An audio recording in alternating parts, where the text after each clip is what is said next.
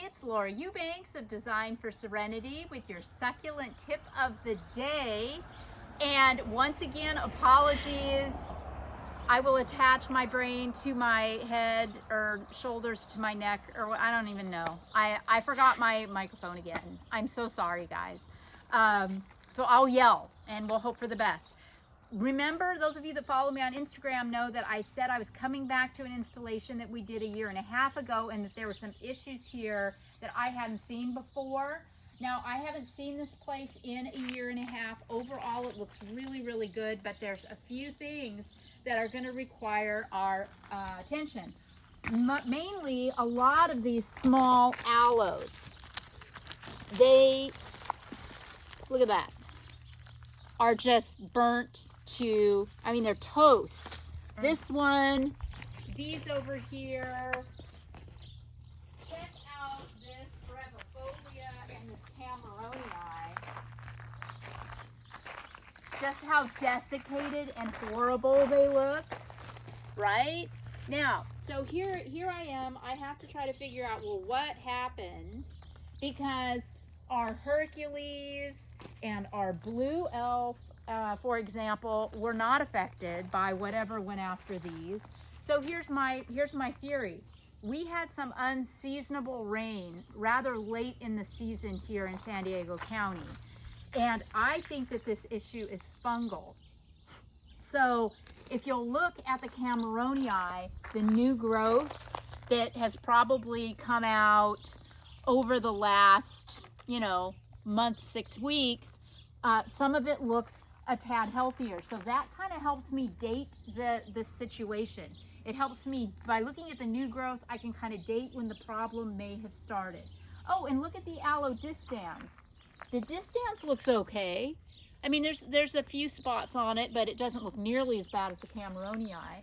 So that's my theory. I am going to get rid of all of these aloes that look so bad and just take cuttings and pieces of other things to replace them with. Another really funny thing is this Desmediana Joe Hope. Look at the size of this. I've never seen one this big, especially after just 1.5 years in the ground. My theory on this is this guy has put off 0 pups.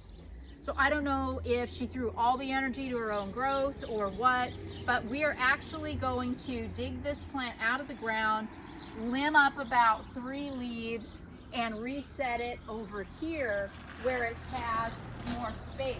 So all of the blue elf, this boulder, and this barrel cactus will be restaged somewhere else. Then I'm going to take a Petalanthus bracteus and put it in that corner. So we're just gonna mix it up and move it around.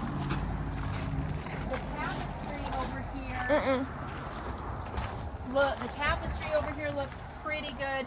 You can see this aloe striata suffered the same fate as so many of the other aloes. So that will come out. Most of the plant material in here is healthy, so I'm confident that I'm going to have enough to, mix and match and just tighten this whole thing up. Look at this. This is a joyous thing. The frog pot. How fantastic is that? The sedum, rubertinctum, these sedum, this euphorbia, extremely happy. And the balls are my phobia. Is going to get all laced out too, so we can expose that beautiful caudex down there. So yeah, Colin and Hannah and I have our hands full, but we're going to go ahead and tear in and see how it goes. Oh goody, I just started filming. Oh yeah.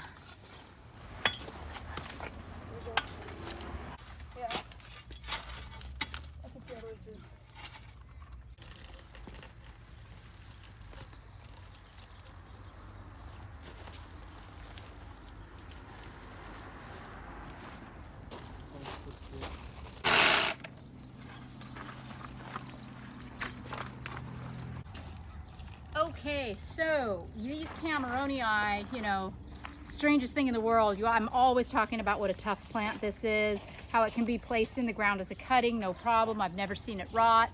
again, I don't think this is rot. I think this is a fungus from all of the unseasonable rain that we had. But one thing you can do to check your plants too, to kind of self-diagnose or identify, is if you have an issue here, pull the plant out of the ground, and what do you find with the roots? Are the roots black? Are they squishy? Do they have a bad smell? Do you see any insects crawling around in the soil? Is there any galling on the roots that might indicate nematodes? These roots are as healthy as they can be. There's no galling. There's plenty of a system. It's turgid. They're not squishy. There's no bad smell. So this is nothing this is not rot. This is a fungal type of infection. So this Desmediana Joe Hoke was getting too big in its spot. So we just took off 4 layers of leaves from the bottom and stuck the whole mess back in the ground in a new hole where it now fits better and looks more visually balanced. Also, there wasn't a lot of root system to contend with, but we did trim the roots a bit. Now, I know all of you collectors are just, clutching your pearls right now. But remember, this is a designer garden, and this plant, we are in it for the look of it, not for getting it to be as big as Mount Everest. So by trimming the roots, by pineappling the bottom, what we've done is retarded the growth, and now we have a plant that's the size that we want it to be, and we're not going to be too concerned about it growing exponentially anytime soon. You got a plant that you stuck in the ground and it was really little and cute a year and a half ago, and now it looks out of balance. It's grown, something behind it might have died. You want to move it. Okay, you can do that. This Kishokan agave looked great when I planted it here, and I think I had something behind it that may have died, but as you can see, it's really, really out of balance visually now. So if that happens to you, just move your plant. It's not a problem. If you want to take these pups and relocate them into other areas of the garden, you can do that at this time too, because they're coming loose from the mom.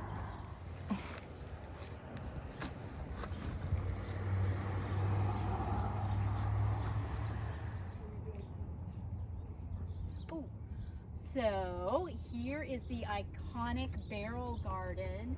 When we came in a year and a half ago, this was pretty much just weeds and some ugly natives.